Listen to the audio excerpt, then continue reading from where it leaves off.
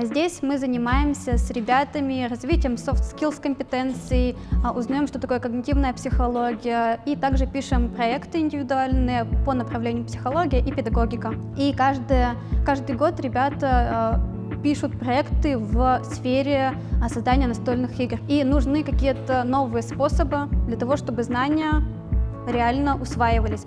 И ребята очень часто создают настольные игры. Здесь, например, игра по русскому языку называется «Подлец». Ребята в прошлом году начали ее реализовывать, и сейчас в лицее номер 14 активно играют в эту игру.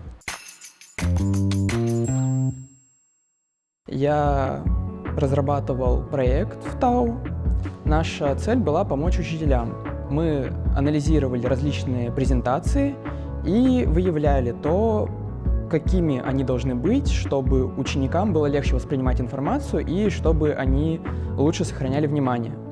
И для этого нам очень помог iTracker, потому что мы записывали то, куда направлен взгляд детей, и исходя из полученных данных мы уже смогли понять, какие элементы нужны для презентации, какие им мешают, и разработали краткую инструкцию по созданию презентации.